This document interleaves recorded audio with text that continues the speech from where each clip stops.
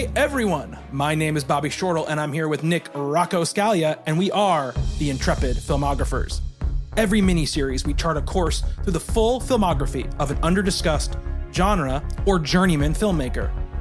In this expedition, we do our best to try and be explorers, using our years of film knowledge to help guide us, but always being open to discovering new things about the medium we love so much.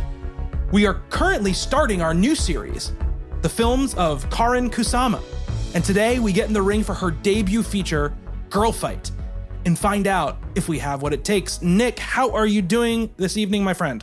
I'm doing good. Lacing up the gloves. We're lacing up the gloves. Getting ready to step into the ring. We're going to step in the ring. We're going to do some training. Going to punch that speed bag. There's a lot of speed bag in this movie. Mm-hmm. Yeah, absolutely. Going to make some intense faces, you know. Oh, man. Michelle Rodriguez glares like nobody. Like, if nothing else, she is a fantastic glarer. Yes. Oh, yeah. She's got the one of the all-time movie glares, 100%. And yeah, we're starting our first new miniseries. You know, we finished up our Joseph Kosinski miniseries last time, and we're going from, I would say, the journeyman category to more of the under-discussed filmmaker category. A little bit of journeyman thrown in there, as we'll see as we go along here, but I think very much we're in this under-discussed grouping with Karyn Kusama right now. And I think we're going to be talking about somebody who has a much more traditional film background, right, than Kosinski. Kosinski came from this architecture background, and now we are moving into somebody who went to NYU film school and always wanted to be a filmmaker, who saw, you know, Eraserhead with her mother when she was a kid and fell in love with it. And then, just like everybody does. Everyone watches. Yeah, it's a formative thing in people's lives is to watch Eraserhead with your mother. I would give anything. You don't know my mom. Like, the thought of watching Eraserhead with her fills me with joy. And I hope someday maybe we can do that. And yeah, she always wanted to be a filmmaker, and this ended up being her first film. And, you know, we were putting together our usual dossier, and it was a little bit tough to find stuff on the making of this movie and the kind of Karyn's sort of history and life before, right? So, I mean, obviously we both watched the movie. I watched it on the Criterion channel, and they have a special feature sort of like array on the Criterion channel. So I watched this really good interview with her where she talked about a little bit about her life and a little bit about, you know, the making of this movie and how she came to make this movie. But, you know, and I also listened to there's also a commentary on the Criterion channel that you can listen to for the movie. And I listened to some of that as well. So, you know, there might be able to add a little bit to what we're talking about here as we go along, but, you know, a little bit of background on Karyn. She was born in 1968 in St. Louis, Missouri. So another Midwesterner starting out, daughter of a, Japanese-American child psychologist and a Scot-Irish occupational therapist. Thus her name. She was inspired not only by David Lynch when she was an aspiring filmmaker, but by people like Martha Coolidge and Amy Heckerling.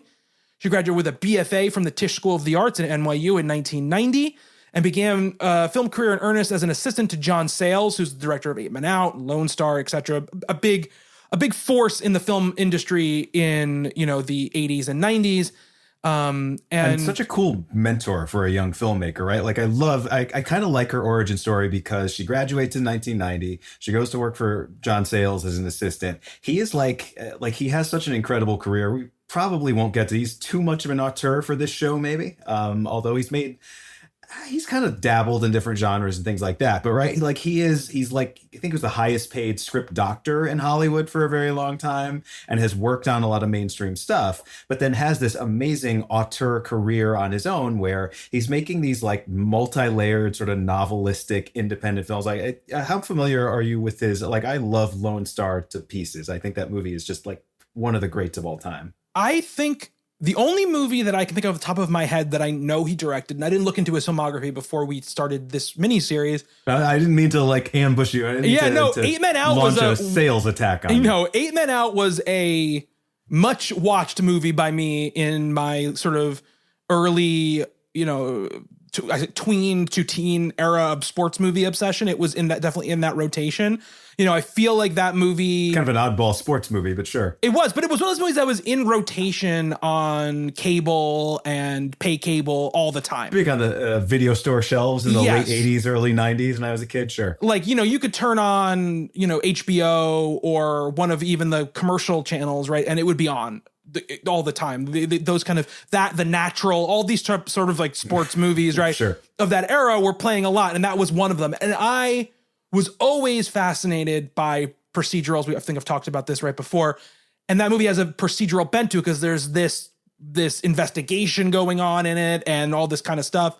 And I remember very, very particularly being so enamored as like a 10-year-old or however old I was first time I saw it, that Joe Jackson signed with like the X's or whatever, that he didn't know how to write. And I didn't kind of get it when I was a kid, but it was very powerful in my head. And I think also we were speaking about Kevin Costner before we started up the show.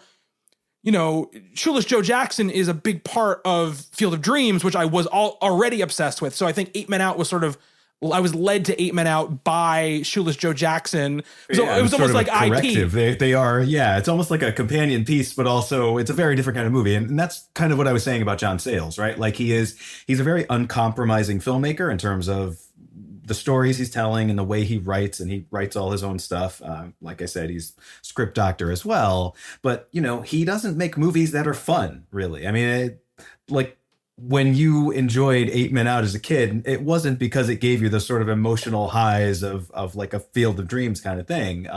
They are movies that kind of make you work for them a little bit. And they're very, as I said, uncompromising in just kind of the way they play out and the way they're very human stories. Again, Lone Star, every recommendation I could possibly give for Lone Star. That's definitely my favorite of his. But I think it's just kind of interesting that she worked with someone like that. Like, the idea of what Karyn Kusama has done as a filmmaker, right? Like, so she idolizes these female filmmakers of the 80s, right? Your Amy Heckerlings, Martha Coolidge. They're mostly making comedies.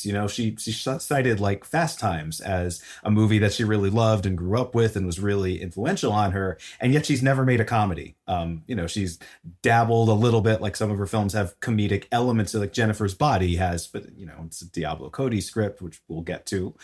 So there's definitely humor in that, but Girlfight certainly is not a comedy. It's much more of a melodrama, certainly in some ways in the Sayles tradition a little bit, but she's kind of got both of those things going on. And I was thinking about that a little bit too. Like, she idolized the female filmmakers of the 80s, and you think about who they were, and most of them, there were few of them, first of all. And secondly, a lot of them were kind of limited to that comedy genre, right? Like, not that was a bad thing in the 80s, right? Like, we actually had movie comedies. For those of you who are like under 20 years old, which if we have any fans of the show that are, good for you. Welcome, children. Yeah. Gather around and let us tell you a tale. But like, comedy was a very profitable genre at the time. And it's not that like female filmmakers just working in comedy, not that it was a bad thing. They were making money. They were successful. They all had careers that extended. Amy Heckerling made Clueless in the 90s, which kind of was another generational defining comedy. But as far as female filmmakers, mainstream female filmmakers to idolize in the 80s, a lot of them were just in that genre and just making comedies. And there were very few of them even making comedies. I mean, I think, yeah, sure. Obviously, we'll probably talk about this in the progression of, Karyn's career, because we're going to see how much gaps there are in the time where she gets to work, and how seemingly scrappy she has to be in order to put together a little bit of money to make a movie that she's interested in making. Right. Yeah. But I think that, it's one of those things where obviously we're in a place where it's a little bit better now. There's more female filmmakers working today and getting more of the attention and plaudits that they deserve. Right. But it was a tough thing then to be looking for a female filmmaker to kind of map a career onto, because they didn't exist very much. I mean, I think that's part of it too. It's not just about the sort of inspirational aspect of being like, oh, this person looks like me or is the same gender as I am or whatever, and I can be inspired that it's a possibility for me. It's also like, okay, I want to have a career like X, and a lot of times, it's not just have to do with gender or race or anything like that. Like you can have that feeling about any career, but breaking in, as a minority in certain industry, it's good to have examples of how that you can make that path in. Yeah, and they don't exist. It's there for her. And even in the 90s, right? Like I consider her, even though her first film comes out in 2000, she is, in some sense, she kind of catches like the last gasp of that like Miramax, Tarantino, that 90s indie sort of wave.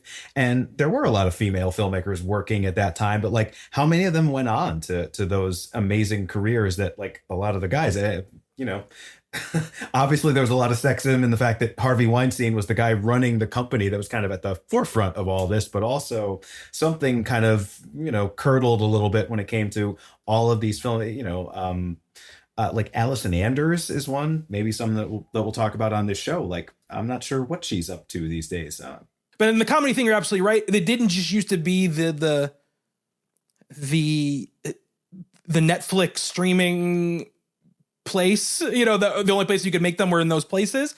They were huge money makers, and this is not, I mean, people under 20 will also know this because like this was up and until probably 10 or so years ago, maybe a little bit more, where it really died away, right? You were the last sort of the Apatow, which was kind of the last gasp of this. It went away, and then it sort of didn't really come back in a mainstream fashion again.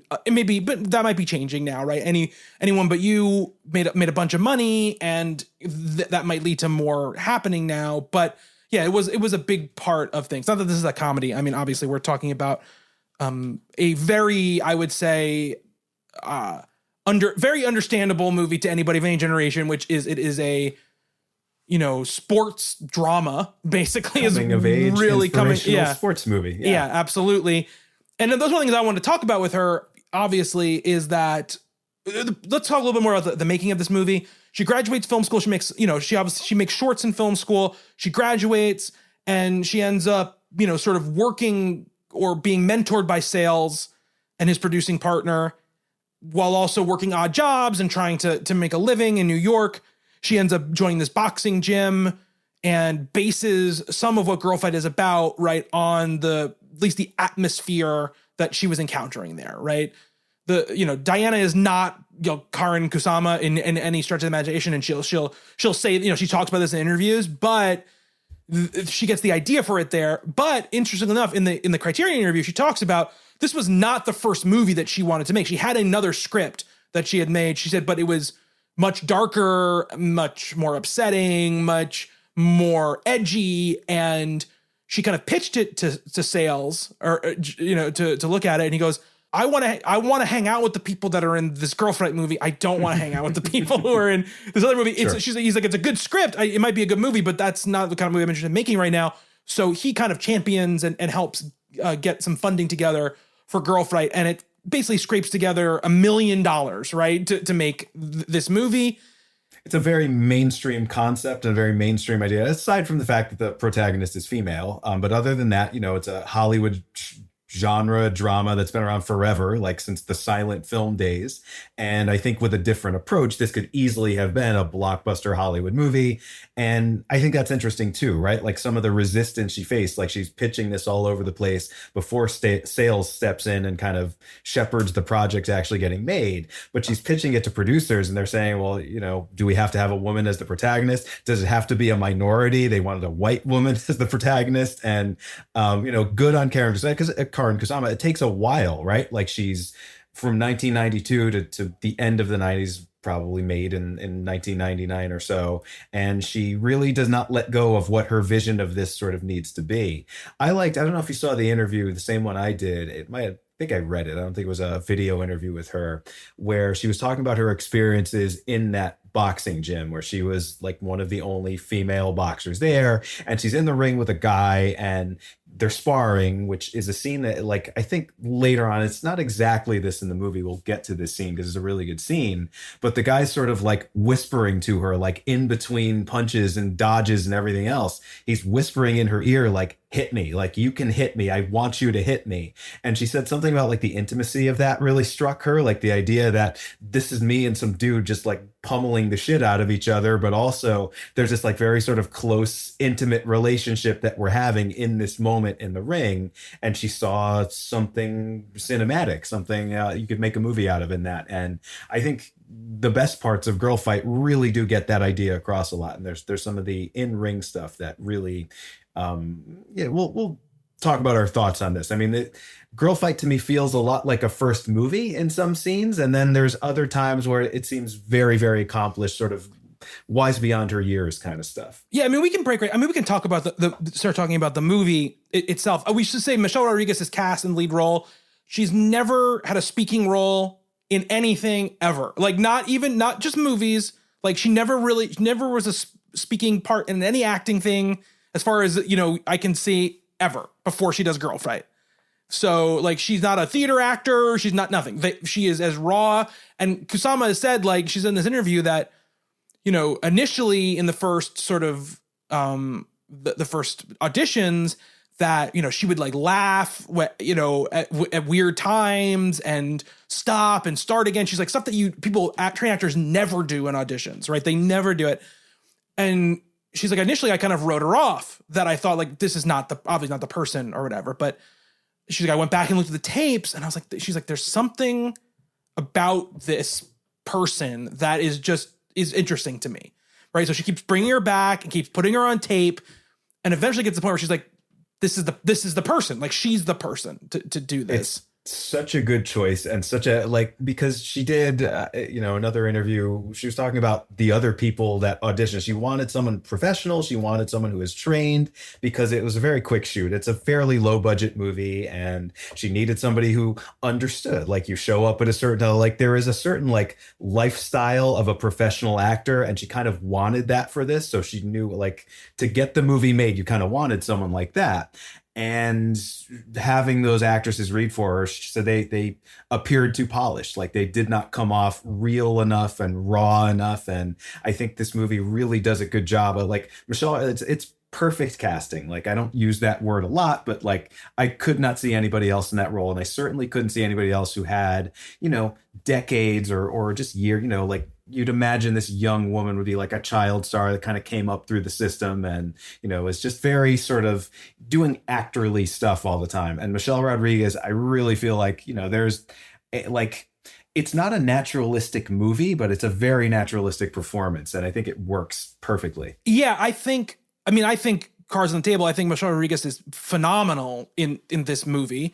And I think for all the reasons that you're saying, right? Where and I say a lot about where I think the movie really gets really right across the board is everything feels very believable to me, right? And Michelle Rodriguez feels very believable in each aspect of this character, right? She is so imposing to me in the ring, right? I believe that she is this physical presence, right? And in the moments where she has to be more sort of open and exposed, I also believe those moments. And I think for this movie to work, you need to buy Diana as somebody who could get in that ring and after a while be trained into being a person who could fight a male counterpart who's been training just as hard, if not harder and for longer. Which is really interesting, right? Because at first I was like, wait a minute, like, this is a guy she saw the first time she walked into that gym, and she's basically housing him. But yeah, there is something, I guess, like, and we'll have to talk about this too, because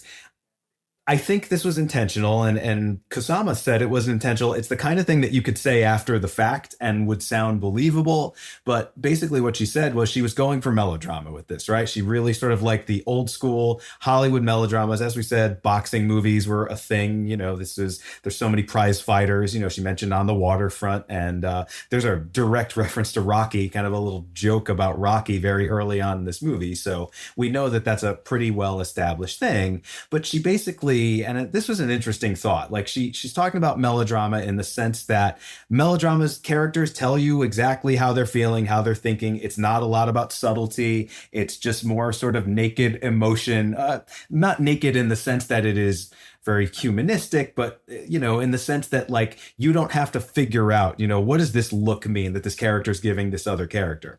Because I think this movie it's incredibly predictable. It's a very sort of rote sort of plot that takes place here, with the one sort of twist on it being that it's a female fighter, which it's a good twist, right? It's a good sort of inversion of this genre, but it's also playing exactly by the rules. It follows that sort of inspirational coming of age sports movie playbook like to a T, pretty much. But there are these moments of rawness in it that work so well, and that, I don't know, there's like almost this like tension between the just sort of movie stuff, right? Like, because there are scenes that some of the high school stuff, some of the domestic stuff, I find just very, I've used the word sitcom-y about things before. It kind of feels like that. Some of the other actors are kind of playing it a little more broadly than Michelle Rodriguez is. But then there's these moments that, as you were saying, really do sort of hit home realism wise, and they just feel very naturalistic. And the romance in this, I think, plays out in a way that feels very believable for just young people who are not experienced in those sort of things. And, when you're young, it's just stepping into a new environment. And the stuff in the gym just sort of kills. I want to mention, before we get too much farther, the trainer in this movie is Hector Soto. Jamie Torelli, yeah, he's so good in this. Michelle Rodriguez is fantastic too. He is the other great performance. I've seen him in other things. I know he's a character actor. There's a couple of good character actors. There's Paul Calderon, who plays her father.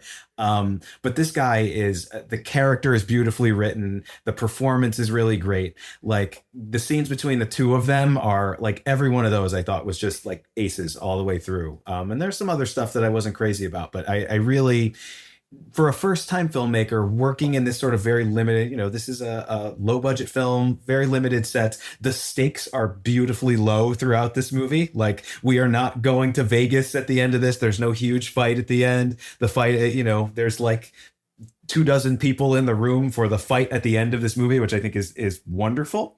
And so I really, really like that stuff. And I love the relationship between these two characters and these two actors. He done some stuff before, and she's kind of stepping into this the first time, and that sort of father-daughter thing that comes about between them is really, really nice. Yeah, I think, when you have a low budget and you have to make impact with limited resources, it's so important. It's so important to cast the right faces to be in your movie, right? Even forget about the acting ability verbally, right? You need faces that are going to tell a story, and Michelle Rodriguez's face tells a story always. Like that first shot where you're sort of in the school, in the lockers, and people are going by and the camera's sort of getting closer to her, and she kind of just looks up at the camera. And I think it tells you pretty much everything you know about the movie in that moment, right? That you have this character who has this like kind of seething underbelly that is going to come out in one way or the other. And we're going to discover if that's going to be a productive way or in a disastrous way. Right. And I do agree. And I think you said it as sort of a negative about the movie, but I'm always rather impressed with first-time filmmakers, indie filmmakers who are interested in making an indie movie, but have very, I guess, classic Hollywood instincts about how they want their movie structured and executed, right? So one of the notes I wrote down was exactly what you were saying, which is that before I watched the movie, I expected it to be, I don't know, a little bit more raw, a little bit more, I'm going to feel like,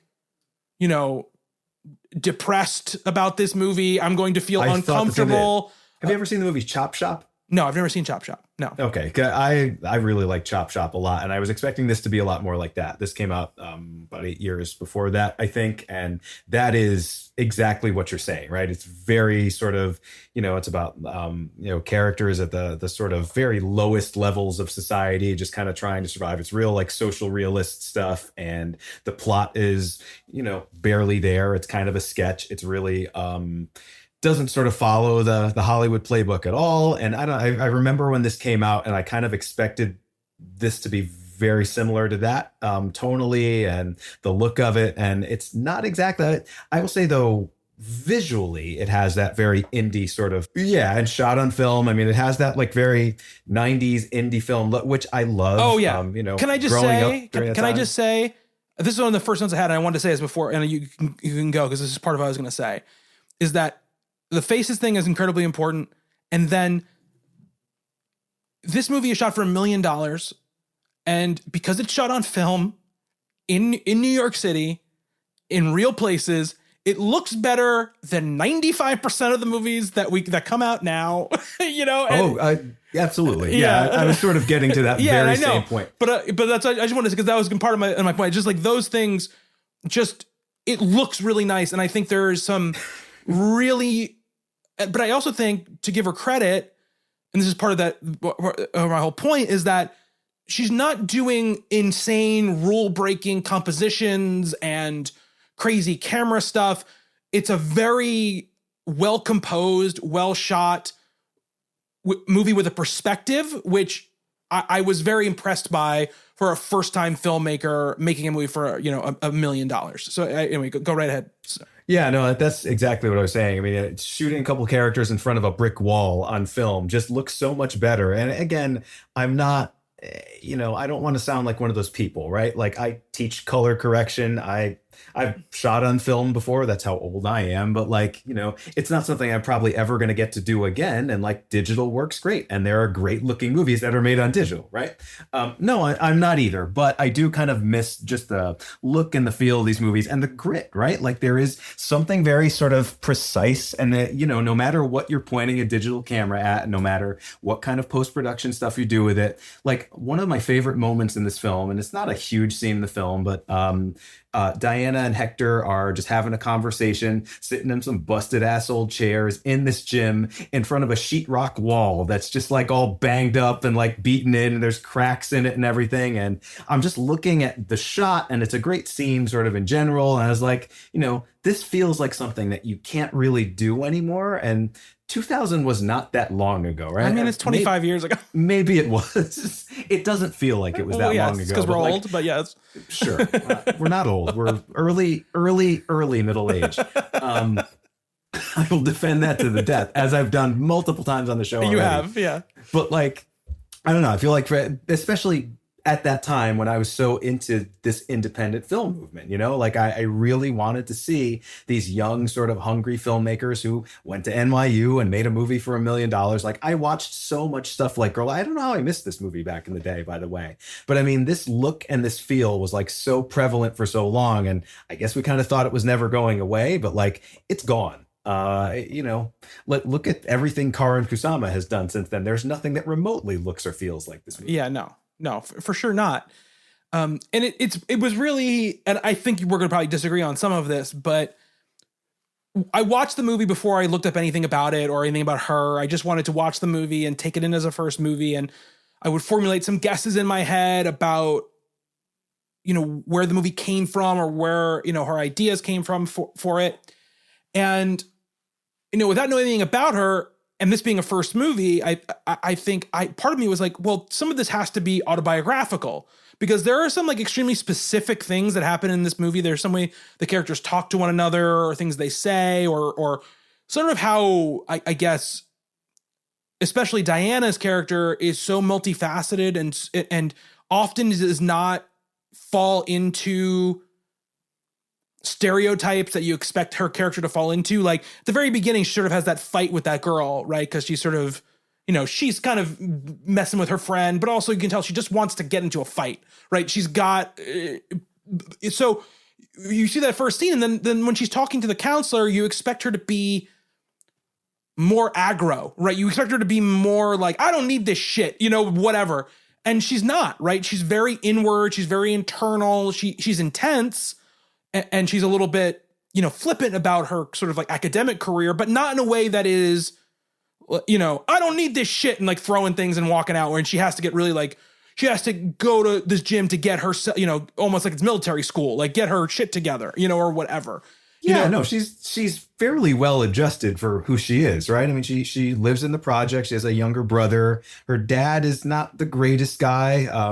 Very sort of traditional masculinity, and we learn a little bit about him later in the film that makes us like him, I think, a lot less. But it's not, as much as this film is a melodrama, it doesn't go to all those places, right? He's not like directly, he's not beating her up, which I kind of thought he was going to be. I kind of thought that's where this was going. I'm kind of glad they didn't go in that direction. And even in that fight in the beginning, right? Like it's about, like you said, she's kind of defending her friend, but also it's just the way she expresses herself. She, much like Ryan Gosling in one of my favorite movies, Only God Forgives, she speaks through violence. She, very, very different movie, but I sort of like that about her. She's an interesting character, and as much as the characters in this movie, and as Kusama said, like they do kind of have their hearts on their sleeve the whole time, she's a little bit of a cipher at times. And I kind of want to, like, when she first says, I want to fight, right? She goes into the gym. There's a good scene early on where her brother's in there. He's getting picked on by this other guy who's kind of a dick. And she puts him in his place. Him in the head. Later on, she punches him. And I don't know, she kind of like learns something at that moment. But there's never this, like, it's sort of subtle, right? Like her thought process, like when she goes from that to, oh, I actually want to train to be a boxer. We never really have that scene, we never get the moment where she kind of like talks to someone about it, or like she does have a friend, Marisol, who's kind of her sounding board, and she's fun sort of supporting character, but a little more of a movie person, right? Less of a real person. Yeah. But that's her role, right? Because you don't get any scenes with like just Marisol. You don't learn anything about Marisol's life. And we don't need to. She's good to have around. Yeah. But we don't need to spend time with just her. But yeah, it's I kind of liked that we just sort of have to accept that this is what this person would have done. It's where else she gonna go? What else she gonna do? It's something to try. And it's not, she steals some money from her father, which is like her dad. He gives the little brother money. The little brother's kind of an artsy sort of guy. He's what's the character? The actor's name? Sorry, he's on Ash vs. Evil Dead. He's grown up a little bit, but not so much since then. He kind of looks exactly the same. I have it here somewhere. Ray Santiago.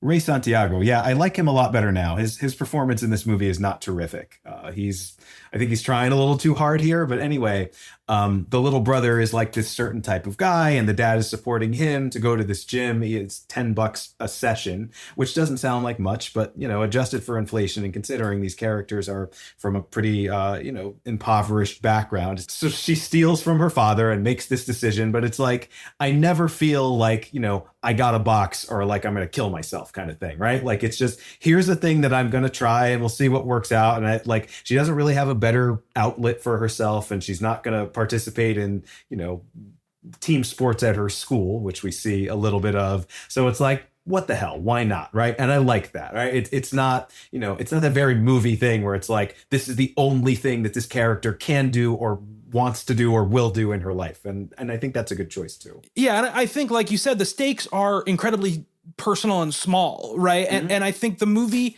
makes, sort of a radical choice in that way, in saying, like you said, that we're not setting this up as, oh, the school ordered her to do an extracurricular or she's going to get kicked out, or, if she... Yeah, there's no contrivance there at all. It's her decision. Yeah, if she doesn't win this match, she's not going to get this amount of money and she's going to have to give up this thing or whatever. Those stakes are not there in this, those kind of classic sort of coming of age tale stakes. And I really like that about the way the movie's set up. I like that what I think this movie really is about is sort of taking the radical step to believe in yourself, right? To try to improve yourself, not even to believe yourself, to try to improve yourself in some way. Yeah. And I think she knows she has obviously she knows she's got a problem, like an anger problem, right? And I think she's very clear, right, about she knows why she has an anger problem, right? She knows what her dad did. She knows what happened to her mother. And she knows that, like, she's been holding that in, and she kind of gets, she gets that thing from the counselor or the principal, I guess. And she's like, if you have another fight, you're out. Like, that's the one sort of like, ultimatum she kind of gets, but she doesn't that never comes back. It's not like she has another fight somewhere and like she has to defend herself and she might get out of school and there's going to be some sort of like dramatic hearing or something. None of that You're happens. writing the Hollywood version of this movie. Right, Yeah, exactly. And like you could very much see what the pure sort of mainstream Hollywood version of this is. And I'm so happy it's not that. And I love the fact that like at the end of this movie, and we'll get to it, I really, really like the last couple of scenes here especially. I think this movie really gets better as it goes on. Like I was not on board too much at first, and by the end of it I considered myself a pretty big fan of it. But like this doesn't feel like the origin story of like a terrific boxer who's going to go on and fame and fortune and all that stuff. It feels like this is a thing that this kid tried when she was young and she was good at it and she pursued it for a while and it made her a better person. And like that's it, right? That's the stakes, and that's all we need, and that's all we want. Like this movie doesn't even end with, where is Diana going from here? It ends with kind of a nice little tender scene with her and the romantic interest in this movie, which is nice. Yeah, absolutely. And I think that I like that there was a love story in it. I didn't kind of expect there to be a love story as part of the movie, right? And I like that we bring in this idea of this guy he's a nice guy, right? He is a nice guy, but he's more likable than she is. I don't agree at all. Oh, he's great. He's not great, but he's not great. He's here's the thing. He's a nice-ish guy, but he's got his own stuff, right? He has a lot of ego wrapped up in this idea that he might have a chance to be like a good fighter, to go pro, right? That's a big part of his like ego wrapped up. He has this ego of like sort of perception where he likes this. He wants to hang out with the pretty girl who comes to see him at the gym because she's pretty, and it gives him like it's like the girl he wants to have on his arm because it like looks right with him, stuff like that. But he's so kind to Diana throughout this whole movie. He's very kind. Yeah, he is very kind to her, absolutely. But you can, I don't see a lot of ego there at all. I mean, I think this is okay. So there is this idea, right, where that party that Hector has, right, where he knows that Diana's going to be there. They've already had romantic entanglements, right, before this, and he shows up to this party with the other girl, right? Like that's a shitty thing to do, It is. Well, yeah, that's a shitty thing. How much to awareness? I'm not sure if I agree entirely about the awareness, but yeah, but the look that he gives her in that scene is really. I don't know. I'm not saying I love this character. Like the character that I think is the most lovable, sympathetic, again, is Hector. He's amazing. But, and the rest are flawed in ways that are interesting. But yeah, I like that this movie kind of is a romance, and the conceit, I did not know this at all. And I'm so glad I didn't, right? The big fight in this movie, it's like an amateur championship, and whoever wins this kind of goes on to bigger and better things. And it ends up being Diana and oh man, I'm blanking on his name already. Adrian. Adrian, right. Because the first time we meet him in the gym, somebody's like, yo, Adrian. And I was like, okay, a little bit of an obvious nod there, but fine. You're in this genre. We know everyone who's watching this movie has already seen Rocky, so whatever. But the idea that she has to fight, basically this guy that she's in love with, and he doesn't, neither one of them really wants to, especially him, right? He's like, well, I'll eat too much and I won't make weight, so I won't have to do it. And, it's like a respect thing with her. She wants him to give her everything that he has, and she's going to fight him as hard as she can. And like the idea that these two like star-crossed young lovers have to fight each other at the end of this movie, and then have to sort of resolve their relationship after that, which is what the last scene is about. That's brilliant. Like that's one of the best choices in the movie.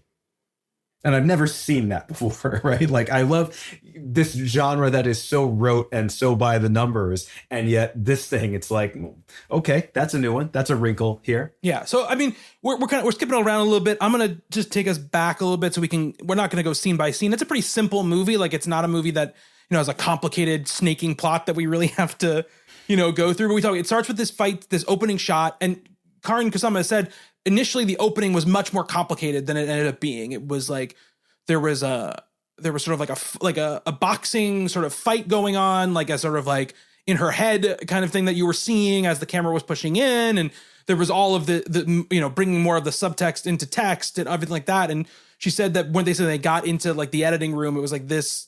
it's just too much. Like we're trying to do too much. So that's why it just kind of starts with this one shot of Michelle Rodriguez's character Diana. And then we get into this sort of fight scene in school, which we talked about this part already. She gets kind of this little thing from the principal who's like, you can't do this anymore. And then we're sort of shepherded back into her home life. And this is where we meet her dad. And what did you think of the dad's performance? I thought he was good. I liked Paul Calderone. He's been in like thousands of things. Another sort of like seasoned character actor. Maybe not so much at the time. Like maybe he did a lot of stuff after this, but had a pretty good career before this. I thought he was good. I mean, I like that the family stuff, as I said, it's not too over the top. I mean, she does beat him up later on in the movie. She chokes him out. Yeah, it's a pretty good scene.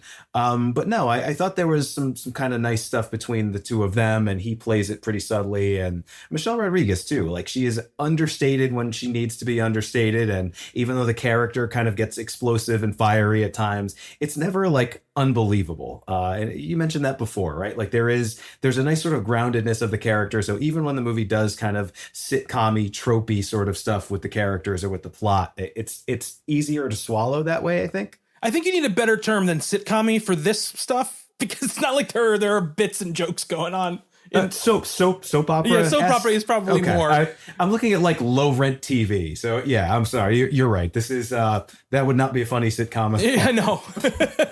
So the Guzmans. Yeah, tonight on the Guzmans. Yeah. What I really like about Dad's drunk again. Yeah.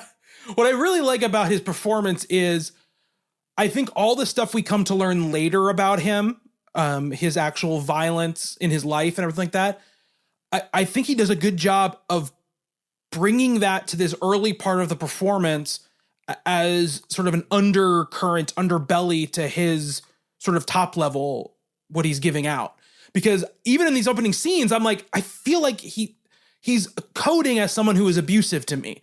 The way that they're sort of reacting to him and the way that he's sort of acting, but it wasn't fully there, right? It was like Michelle Rodriguez isn't scared to talk to him say things to certain him, but there is this feeling of tenseness when those things come up. That's like, it feels like something was there. And I think that's a compliment to the performances and also to the direction, where you've got this sort of hanging tension that's happening and you don't really know why, but you can guess as to why, right? Even without them explicitly saying anything during those times. I think so. And he plays that nicely too, because again, it's like father, like daughter, right? Like he's repressing some things, right? He has a violent side that he has used in ways that, that are not productive. As you were saying before, there are two directions, two paths you can take with that, right? And she ends up taking the good one. But yeah, I like the scenes between the two of them because there's that little bit of tension there, but she doesn't hate him, right? It's not just like she doesn't avoid him. They sit down. There's a lot of scenes where they're just sitting around their tiny little table in the kitchen having dinner together, and they're tense, but they're not like, you're not on the edge of your seat like, oh, something terrible is going to happen here. Somebody's throwing a plate at the wall or something. There's just sort of this, he's a little bit condescending and he's kind of a jerk and a misogynist, and he's not a great dad to his son or little brother either, but like, it's not like, it feels believable, and it does, it feels like he's kind of holding something back, just like Diana's kind of holding something back when she's not in the ring where she gets to actually express it. So yeah, I think he's very good in this. I like him a lot. And what I like about the script, talking about those times where it's melodramatic and then it hangs back, there isn't also the scene where he's like, I don't know how to be a girl dad, I don't know how to handle, like, there's no scene like that, right? There's no scene where he sort of breaks down and gives that kind of dialogue. And I really appreciate that about the scripting and the performance, where you can feel that at times, right? Where he doesn't quite know how to be a parent to either of these kids, right? He's having his son do this thing, which his son doesn't want to do. And he feels like it's a waste of time and it's not really helping him, his daughter wants to do it. He's also not doing that. He's not giving her what she needs either. And he really has no idea what she needs, right? He kind of says the thing where he can't, that kind of creepy thing where he's like, can't you wear a skirt every once in a while or whatever to her, which is the only time where it starts to sort of fluctuate into that place. But she kind of puts him in his place, right? Where she's like, you kind of have no right to talk to me about any of this stuff. Yeah, and I don't feel there's.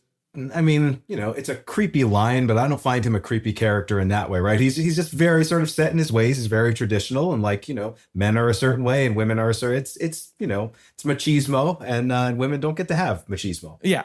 I mean, he has the wrong daughter because she has a lot of machismo. Oh yeah. And so, well, it just shows how little he understands her. But I actually do believe, so there's a scene, and again, we're skipping ahead. I'm sorry about that. But she comes home with a black eye, and she knows that she's been seeing Adrian, and it's like, so you're just gonna run around with this guy who's like beating you up, and like that's not, obviously she got that black eye from legitimate, for legitimate reasons in the boxing ring, which is exactly what he wants his other kid to do. But like in that moment, I do kind of believe that he cares about her. He doesn't want her to get beaten up, and she kind of throws it right back in his face. Like, you did this to my mother, basically. So how dare you, even if that was what it was, you have no right to say that. But like, I don't think that's coming from a place where, and again, I don't want to over psychoanalyze these characters, but I don't know. I don't like the dad in this movie, but I also don't completely hate him. And he's not just like, like, I don't think the thesis of this movie is that, all guys are evil and all dads are horrible. They're just fucking up their kids left and right. And, I do think Hector kind of fulfills the fatherly role for her, especially later in the movie, which is really nice because we learn about his kids. And that's a great scene, too, because it's very subtle and it's mentioned once. And, those are his kids. He doesn't see them much anymore. And that's it. So he's got some sort of regrets about his past and is trying to atone for things with Diana. And it all works pretty well, I think. And I like the, like there's I sent you a couple of clips from, I believe it's the Dallas Observer, the critic. That's like the one standout bad review of this movie that just kind of talked about it as if it's just the most man-hating thing ever made. And, Kusama has talked about wanting to be a distinctly feminist filmmaker and speak to female issues and the female mindset and things like that. And I think she does that, and she will get into her other films where she does that in other ways. But like, I don't know. I didn't feel like this movie was anti-men in any way. There's some sort of nice male characters in this movie, and I think they add to the story rather than they're more than just sort of comic book villains, which is really nice. Yeah, well, I mean, I think that when as we talk about her, we're probably going to come like you said a few times. I think very clearly, and I think we should not even qualify this after this because I don't think that it needs to be qualified. But to be a feminist does not mean you hate men, right? But in this review, that certainly was kind of what was coming across. And like, I didn't see it. Like, I think I read that actually before I watched the movie, just because I was like, why did this person hate? I remember this being a fairly well-reviewed movie, and yeah, it's, like 77 on Metacritic or something. Like, it's well liked mostly. And even the other bad reviews, you see that, they're talking about things like the plot, and this person just very sort of virulently like had some real hatred for this movie and actually praised a lot of things about it, but hated that aspect of it so much, which I didn't see at all, that, he gave it this overall very bad review and was talking about how good the performances and the cinematography and stuff were. And I don't know, that guy must have been having a bad day or something when he saw in September of 2000 or January of 2000 when he saw Girlfight. But what I'll say was, I really like about Paul Colorno's performance and also the scripting of his character is, I don't think you're meant to hate him, right? I think what the movie is presenting is, this is a guy who has a lot of problems, right? And a lot of shortcomings, and has done obviously some heinous stuff in his life, who is trying to be better about who he is. He's not fully succeeding, but obviously he's doing well enough where his kids remain, sort of comfortable with him. And, you can definitely feel there's some affection, right? It's not a completely loveless place, even though it's not like the best environment, right, to live in. And I appreciate that about and that. I love that it's resolved. The tension between Diana and her father is resolved in the sense that she chokes him out in the kitchen and basically asserts her power. I could kill you right now. It's maybe the most over the top moment in the movie. And then we see the empty seat at the arena at the end of the movie, and the brother is saving, and he's like, you can just take the seat. He's not showing up. And I think, the implication there, very obviously is that it's her father that he's thinking, maybe could show up to this, but we don't get that scene, right? Like he never shows up. So, that's the resolution is she kind of puts him in his place and that's it. And then it's over. And like, I like that this, like you could do, the Lord of the Rings, half dozen different endings, resolve all of these plot lines. Cause there are a few things going on that, we never see Hector's kids. They don't show up to the fight at the end. Like, No. hey dad, good job training this girl. Because it's not about that, right? The stakes are so tiny. And even above, like, the brother's like, he's not coming. We never get the shot of her like looking at the empty chair.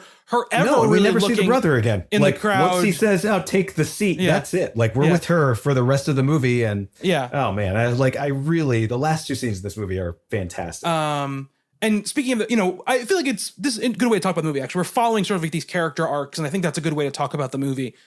That scene, I feel like the scene where she chokes out her dad is really, I think, one of the keys to the movie in a lot of ways, because I feel like in that moment, you kind of see why she started down this journey in the first place, right? Where there was something in her that was like, yeah, he doesn't do this anymore, but he still could, right? And I'm still at the mercy of this man who did this thing to my mother, which led to her death, right? And I refuse to be this person, right? I'm not going to be this person. And in that moment, she goes like, look, you don't have this power over me. Like, even if somewhere in your head, you still think you've got it and you don't have it, right? This is like, I am not my mom, I am somebody different. I'm also not you, right? And like, I am somebody else. And she doesn't say those things, but I think all that's communicated in the physicality and moments of that performance. From the moment you learn sort of, why her mom, what happened to her mom and why it happened to her mom, I feel like it kind of unlocks this moment in a really affecting way. And I think that, I think she's great in that scene. I think he's great in that scene. And I think they both communicate that stuff without having to really say it explicitly. And that was one of the scenes that really kind of sung for me in the movie, because it is very heightened. It is very melodramatic, but I felt like it was earned because of all the stuff we had seen around it, and I thought it was really effective. Yeah. So, I mean, that kind of wraps up the dad's storyline, right? We talked about the brother as well. The brother doesn't really have as much of a story. He's kind of just there, as a counterpoint to her. He's so opposite her, right? He's a complete opposite person of her. That's really his role here, is to be quiet and reserved and nonviolent, and to show sort of the sort of cheerful in a way that she never is. Like, he's kind of a fun guy. And I mean, there's a nice little character moment though, where basically he gives her the money that the dad is giving to him to go train at the gym. Like, she needs that money. It's like, just take it. I don't really want it anyway. It's like, well, what are you going to do? He says, I'm a geek. I'll do something constructive or something like that, which I like. Like, we see him drawing. He wants to go to art school. And of course the dad is, that's not a thing that a man does. Is, what are you going to do? Paint houses on Long Island or something? He's like, yeah, maybe I will. which is a nice little moment. I also love, when Diana's getting into it with the dad, and he comes into the room and she's like, go to your room, like the way a parent would say that. And, he kind of calls her out on it, but yeah, you can see that she does have that sort of, protective side when it comes to him as well, which is nice. I also liked, I didn't get it. I think I might have just, my hearing sucks. I was at too many concerts, too close to the speakers as a young person. So I have the hearing of someone much older than me, because I'm early middle age. Right. Yeah. You're not old. Before. Not old. Right. Definitely something that old young people say is, when I was younger and my hearing is going, are definitely two things that a young virile person says. Exactly. Yeah. So very young and virile. The young fighters in this movie. Yeah, you're ready to get in that ring and fight. You're ready to get in there. Yeah. Yeah, the over 40 league. Jump all that rope. That's the inspirational boxing movement. Well, didn't they do that? Anyway. Yes, they did. It's called every Rocky movie after 3. Yeah. Well, yeah. Basically. Didn't Stallone, who did he fight? Now we're getting way off track. What, in Rocky Balboa? No. Wasn't there a boxing movie with Stallone and somebody else? Oh, yes. Right, God. Right around his age. And I can't remember. Was it De Niro? Was it De Niro? Oh man, is that a movie that exists? It is definitely a movie that exists. Look that up. Anyway, all I was saying Grudge was Match. Grudge Match. It's him and That's De what it was. Niro. Yes. Have you seen it? No, of course I haven't seen it. I mean, it's probably not as good as Girlfight. When she goes to the It's gym directed the by first Peter time, Siegel, so there's no way that it's okay. The dad gives her money. I thought there was like a criminal thing going on there, right? Like I thought the dad was kind of involved in something shady and she was just like running something for him. You know, there was like a little bit of a low stakes sort of criminal enterprise happening. And that actually doesn't happen in this movie. And that's nice too. Like that's too much. That's too movie. And I like that it didn't go that way. But like the first time she went there, I thought there was like, you know, a little under the table exchanging cash kind of thing. And I like that it never really went in that direction. And, you know, the guys at the gym are just old boxers who can't do it themselves anymore. So let's train the next generation.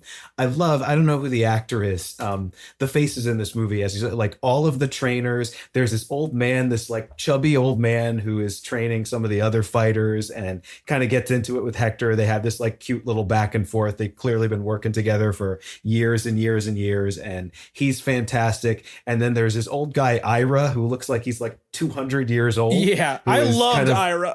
Yeah, I love that he's hardly in the movie. He gets like maybe 2 minutes of screen time, but like that just like they all look like real people. Like there's nobody, not that anyone in this movie is unattractive, but they all look like real people. Nobody looks like, you know, I always talk about this, right? Like there's Hollywood good looking and then there's just regular good looking. And most of the people in this movie are regular good looking. And I'm sure, especially when they were younger, you know, like Jamie Torelli, like good looking guy. But like in this movie, he just looks like a person that you would see walking down the street. Looks like somebody who you would see in a setting like this. They don't dress amazing. Like the costumes in this are great because they're like stuff that's just clearly bought at like, you know, cheap, like sporting goods stores, stuff like that, and worn in. Like I really, I don't know. I enjoy that kind of just realism or the attempt at looking like realism. And yeah, it's just these like really wonderful looking character actors, just wrinkly and beardy and just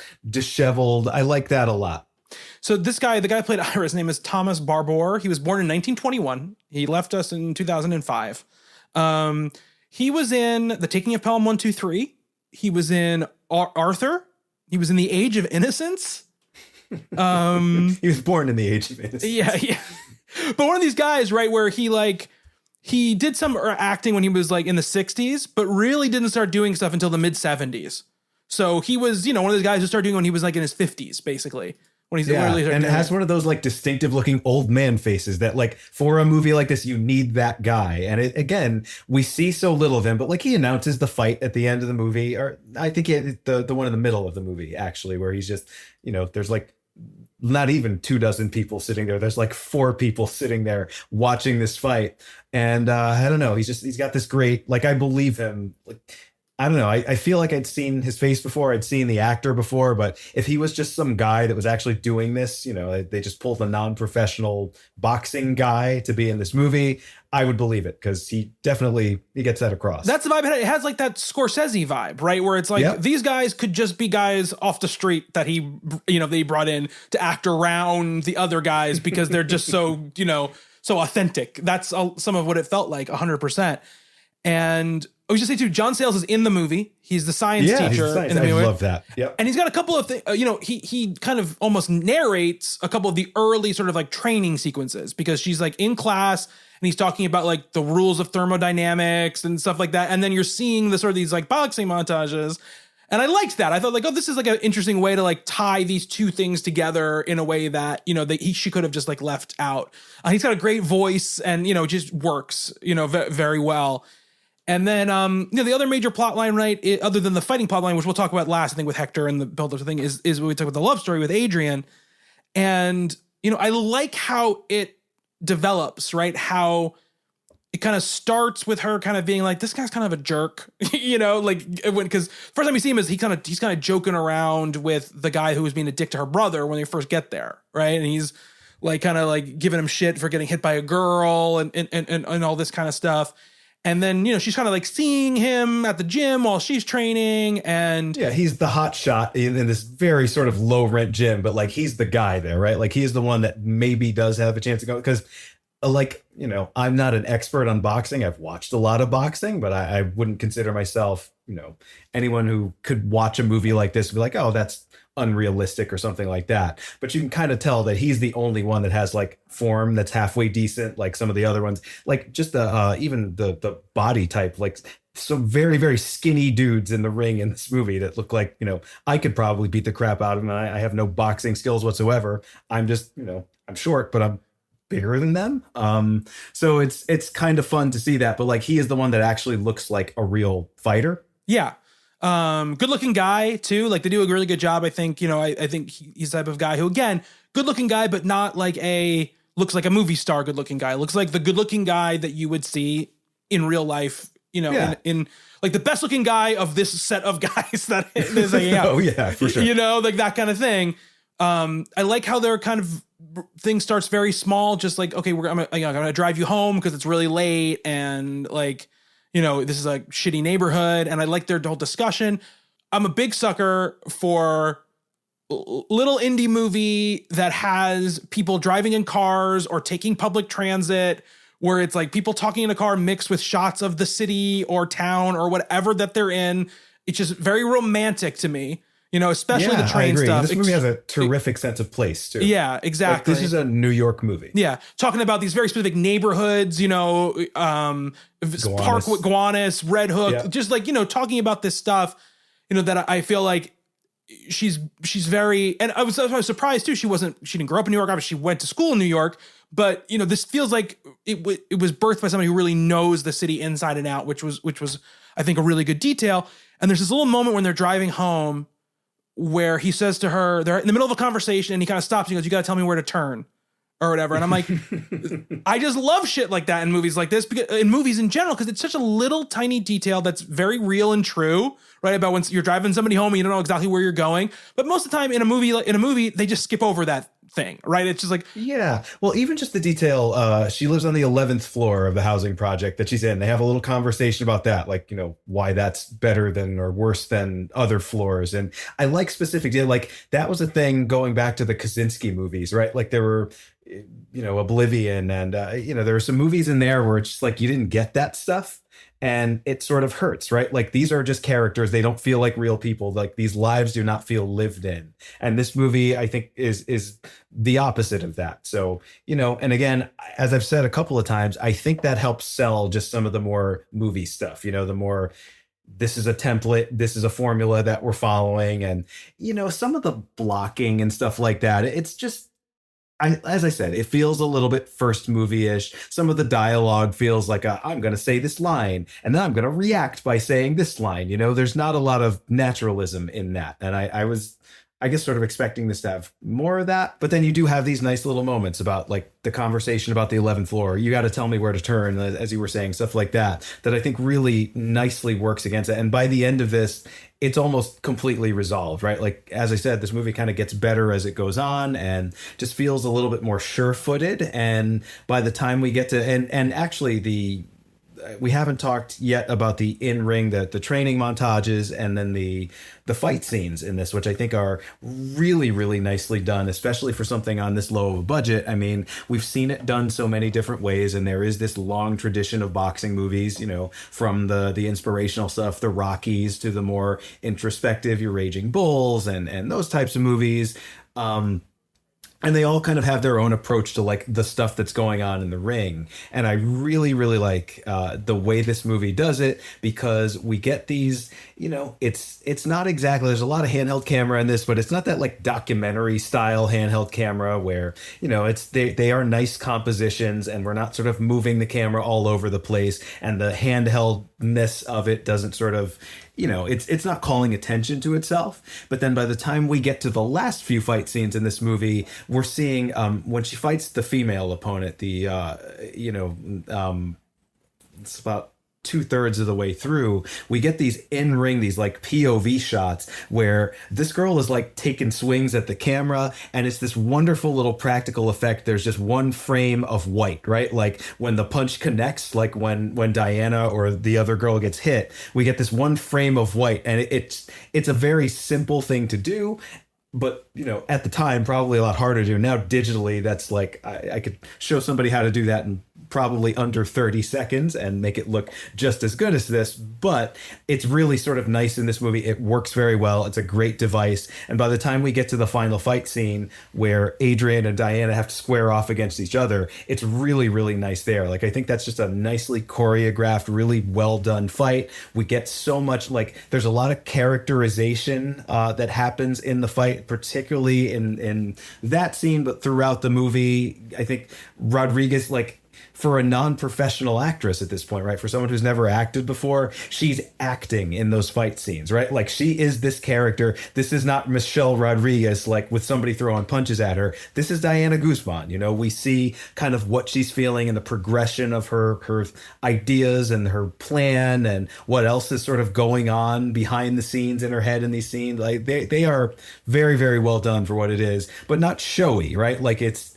not one of those movies. There's not a lot of slow-mo here. There's a little bit, you know, here and there, but it's not overdone. We don't get like any, you know, I love Raging Bull. It's one of my favorite movies, but, you know, there's a stylization to the fight scenes in that movie, you know, the blood and spit sort of splattering all over everything. We never get that. I don't think anyone ever really draws too much blood. There's one moment where Hector wipes a little bit off of Diana's face and she gets a couple of black eyes, but this is not about sort of the ooky side of boxing, which I think actually works for this movie because, you know, they are amateurs. They're kind of at the very bottom of this sport, so they're not hitting quite as, they're not heavyweights either, obviously. You know, she's like 122 pounds, I think they say a couple of times, so that's not someone who is going to be drawing a lot of blood and making huge gashes on people. I don't know, again, not a boxing expert, but I assume getting hit by somebody that size is somewhat preferable to being hit by a Tyson Holyfield type person.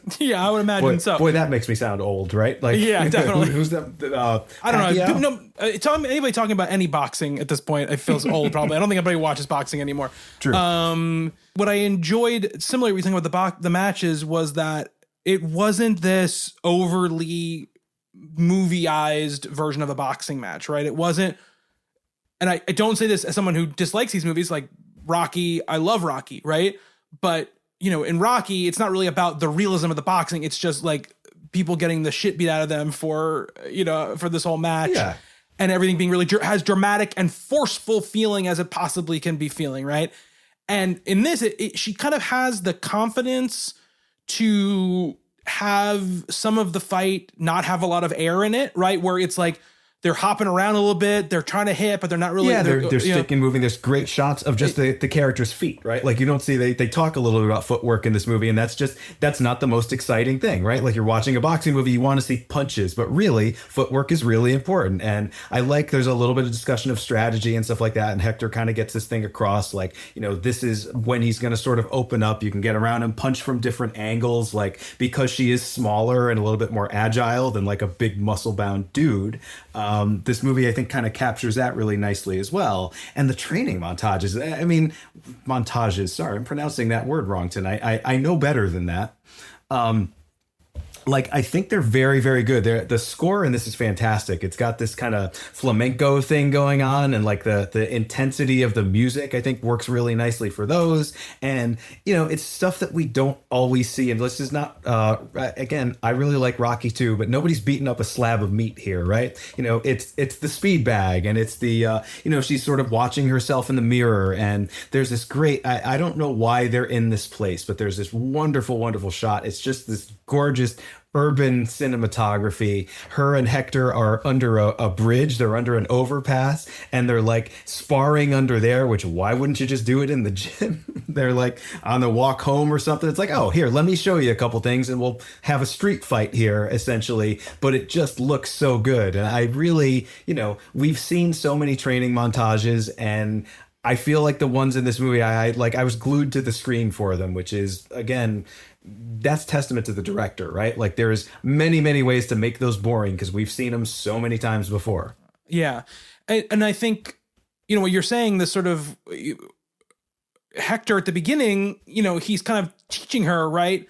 Like she says like, well, yeah, but the power was good. And he goes, what? Power doesn't matter. Like, it's not about the power, right? That's not what it's about. It's like, you're going to, and the movie, I think, kind of follows that mold of what Hector is teaching in the boxing area through like everything in the movie, right? This is not about how hard you can sock somebody in the face, right? Correct me if I'm wrong. Nobody gets knocked out in this movie. No, which I also really liked. A couple of them go down and they get up before the count is over. But yeah, and I love that too, right? Like they're all technical decisions. They're all split decisions, which is nice because a lot of boxing is that. And like movies, they play up this sport where it's like it's all about the knockout because what is more dramatic than a knockout, right? Right, and exactly. The count goes down and like that person doesn't get up. And again, we need to in detail talk about those last two scenes, but I like the fact that this movie kind of like it sidesteps that a little bit. It does much like Diana herself. It's a little lighter on its feet than the usual boxing movie. Yeah. And really, before we totally get off of it, because we're gonna get to those last two scenes in a moment, is during the love story portions. One of the things I really like too is that scene where they're kind of like hanging out on the basketball court or whatever it is, and like they're kind of like sitting, they're kind of standing or sitting like right with a pole, like right between them. And the way she sort of like holding on to it and like looking at him, I really just thought like there's so much tenderness there in her performance, which I really liked. And yeah, so I just want to say that. So going back to the training stuff. Yeah, I thought that stuff was really good. Again, we talked about the stakes. I really like that a lot. I like that Hector, again, there's no scene where Hector's like, damn it, she's a girl, but I think she's great. Like he kind of started, he's like, you can't fight. And then she's like, but why not? And he's like, because you just can't. Like, it's just not a thing that we do. Like, he's not even saying like, I don't think it's right. He's just saying like, look, we don't have there's other girls here. Like who are you going to fight? I'm not going to have you fight the guys. Like, it's just not going to happen. And there's no big scene where she's like, I can fight the guys. I'm good enough to fight the guys. Stop not believing in me. He just sees her progressing and is like, you know what? She can do this. Like, I didn't think that she'd be able to do this, but she can do this. Yeah. Well, there's like a rival trainer. I'm not sure if he even gets a name in the movie, but he's just adamantly like, no, like this cannot happen. He is like that this, guy. Yeah. Yeah. He's absolutely that. And he actually says it like girls, like, oh, it's actually, the line is pretty good, right? He says something about like girls can't fight and most boys can't fight either, right? Like it's a very rarefied group of people that can participate in this sport. I really liked is kind of a little bit of a twist or a reversal in the movie where she's the only one for like the first half of this movie, right? She's the only female in that environment, right? So we know she's going to be fighting guys, and then like it's almost a surprise, like, oh wait, there actually are other female fighters at other gyms, and now you're going to fight her. So she goes up against that first girl, and that's a great sort of fight scene that we were just talking about. But like, I don't know, like the integration of the sport becomes like a sort of side thread that's going on as Diana's progressing and getting better and better. And even though the climactic fight in this movie is between her and a guy, Adrian, I sort of like that idea that she's not the only one. Like if she was that special, if she was like 1 in a million or 1 in a billion, whatever, it just wouldn't be as believable as, there's other girls sort of like her, not as good as her. She's got something, she's got a little spark that they don't have. Because that first girl she fights, right, is known, they kind of play her up as this like more technical sort of fighter. And we see that in that scene. Again, great characterization. Like the fights have personality in this. And the character like that character never has even a line. But yet we sort of see what kind of fighter she is and why Diana's better than her. And that's tough to articulate in a movie, I'd like to make that read, especially for someone who is not, an expert in boxing, I think is good. Yeah, absolutely. And the way that Hector develops as it goes on, it's just like such a soulful performance. Oh, he's fantastic. Yeah. He communicates all that fatherly stuff, which all just with emotion and performance and not by, again, spelling it out in dialogue or over explaining how he's feeling. And the little line from his wife, he doesn't see his kids a lot. Like you said, he tells you so much about him. He talks about where he came from and how he came over here, the way he was boxing. I love that he's talking about his boxing career And she goes, well, what happened? And she goes, what happens to basically everybody? I lost. Yep. And then it was over. Basically, you know, like that's what happens. You know, like all these guys, like that's what's going to happen to basically all of them, you know? And I like that, you know, we get this idea that Adrian is the best of these people and that his trainer, you know, his misogynistic trainer is very much like, this guy's gonna go pro, you know, or whatever.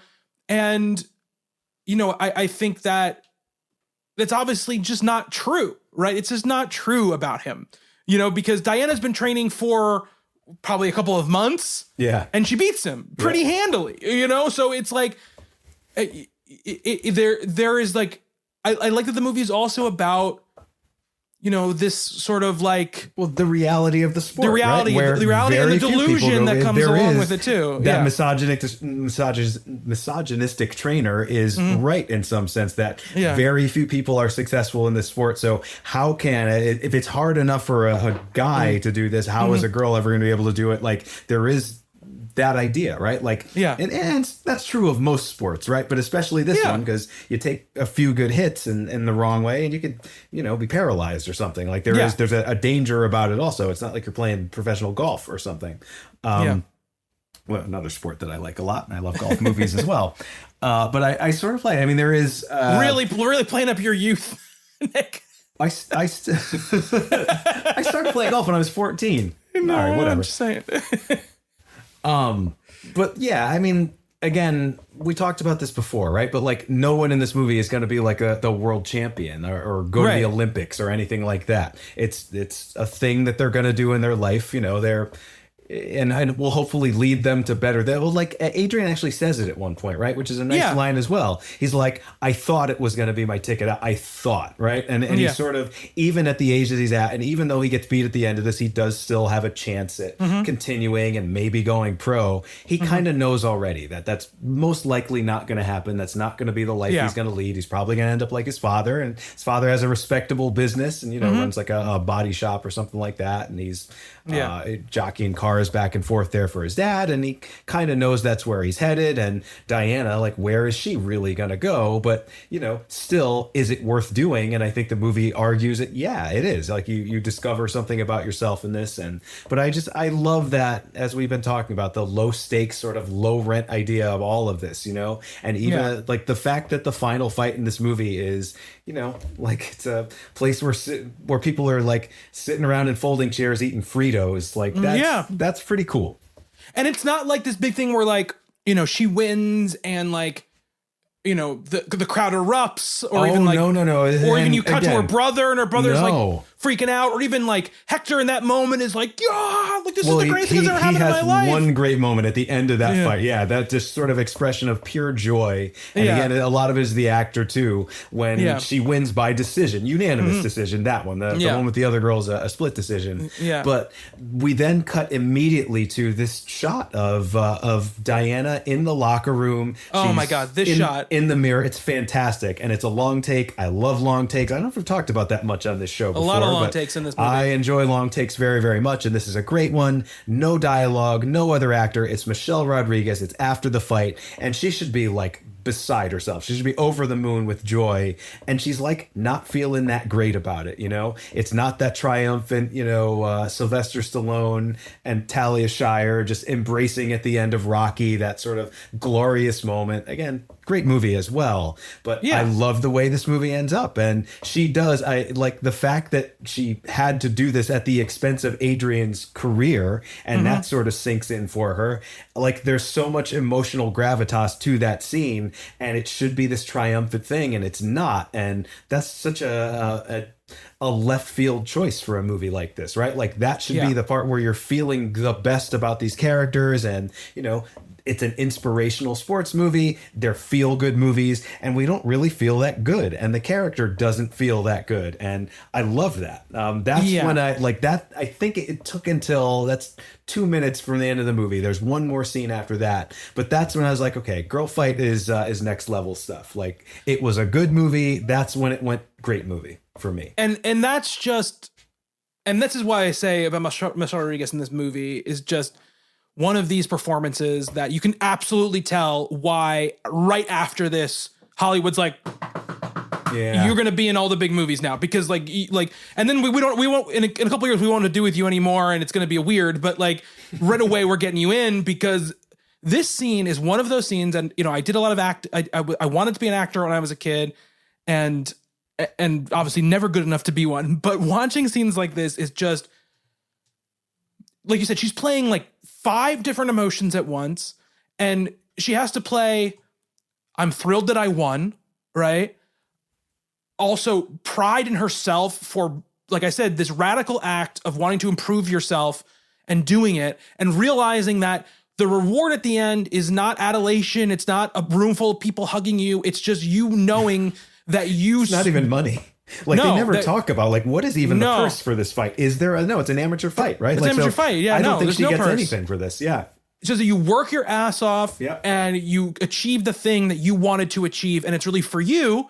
But also, in order to get there, you had to maybe damage or hurt somebody that you loved, and that's difficult. And she really has nobody to share it with. No way to share it with. But also, you're talking about the feminist angle of the movie and everything like that. It's also this idea of like if he had fought another guy like his best friend or whatever, that they had to fight, it would have been like this, like, macho, like, well, like you beat me, but I respect you. Yeah. And, but she doesn't even get that, right? She's alone in this room and she's laughing and then crying. And then, it's just she's so good in this moment. And, it's also a very much a scene about this coming of age thing where it's like, this is what being an adult is, right? There's no one, something is not one thing anymore, right? It's not just a good thing. Like it's a good thing. It's also a bittersweet thing. It's also a bad thing. Everything's crammed into this one thing in one moment. And she's dealing with all those emotions. Right. But I think also realizing that, and there's some lines in the movie when she's talking to Marisol, like on the bleachers or whatever about, sort of tossed off about how like, school seems to be going okay now and she's not really like too concerned about it anymore. So like she's also like got her life kind of figured out, she's kind of stood up to her dad. It's just this release of all of these emotions, of all of this built up anger and stress and anxiety just like flying out of her at one time.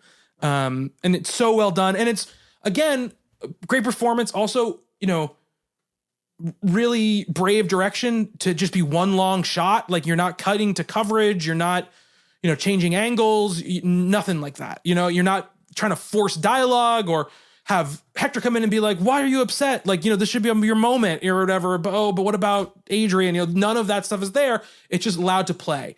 And I really like that a lot. One of the long shots we didn't talk about either was earlier when she's like practicing in the mirror and the shot starts like right, just close up on her face. And you don't even realize it's a mirror shot. She's like in her bedroom. Yes. And it slowly pulls out and she's like, she's doing her fighting really and it just pulls out and she's in the mirror and she's doing all this stuff. And it's like, this shot's forever long. Like it's so long and it's so sustained. And it's got that nice trick of it. Like it was a mirror. You didn't even realize it was a mirror. So you get that sort of weird, like feeling of the world not being quite right. Just really good, solid filmmaking in those moments. 100%. So yeah, she beats him. We get one scene in between, interstitial scene where she goes and like kind of watches him while he's working, right? At his thing, at his dad's shop. Yeah. And then she kind of walk away and she goes back to the gym and she goes into her, like, we didn't say this thing. They kind of, Herb is like, well, we're not one of these newfangled fancy gyms. We don't really have anything for the ladies, but you can have this closet or whatever. We don't use it for much. But there's a great moment in this scene too. Yeah, I forgot about this moment also, where it looks like she's going to live there. Like she's kind of given up on her home life in some sense. Yeah, maybe. But what I really take from this scene, right, is that she's been so singularly focused, right, on just this, right, on just... She's never done anything with it, but yeah, there's I'm gonna be a boxer. I want to prove people I can do this.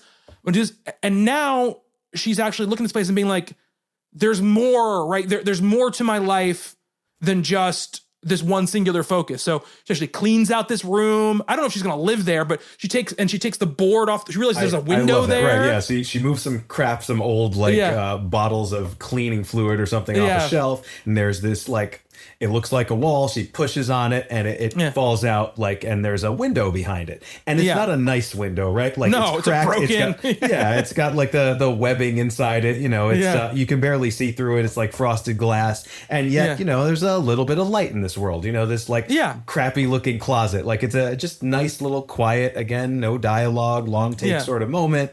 And I didn't see that one coming, and I really like that a lot. I don't know. I sort of took that as, you know, maybe I can sleep here when my dad's an asshole. That kind of thing. I took it more as like very metaphorical, to be like, my life is kind of opening up. She's letting in the light. Yeah. Yeah. Like, it's just opening up a little bit.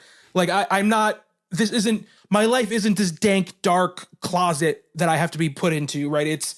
This can be more than that, even though it's not fancy, it's not huge, it's not this amazing, but it's hers. But it's like hers, she's exactly. establishing herself. She's taking ownership of something. Exactly. Yeah, exactly. She's making it hers, and I really like that. And then we get the final scene with Adrian when he comes in, and again, I think what I think is impressive about the filmmaking and also the scripting, she wrote, you know, Karyn wrote the movie as well, right? We said at the beginning, is that this scene could have played out a million different ways, right? And it never really gets above, like, it never goes above like a 6 as far as like drama, right? They're talking about dramatic things, but they're staying very centered and all this kind of stuff. And, you know, he comes in and he's bruised, right? His ego is, and this is what I'm talking about, his ego. His ego is very bruised.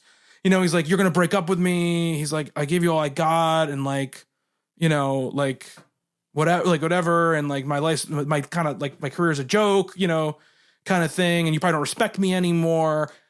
And she's like, what are you talking about? Like, you gave me exactly what I've always wanted, which showed is me respect, and I showed it back to you. Yeah. Well, and that's enough for her. And he is sort of like still sort of like I like that it's, you know, overused, but it's like this graduate type of thing, because, you know, it ends with this hug that they do. But then it has like this freeze frame and kind of this like not very happy music app comes up, and it zooms in. It's like, I think she's sort of realizing like this is, there's more than this, right? Like this, you know, like he's kind of small. Like, she kind of sees he's kind of small now, right? Like, it's one of my favorite bits of dialogue in the movie too. Like, after all this conversation, he says, "So are you going to dump me now?" And she says, "Probably."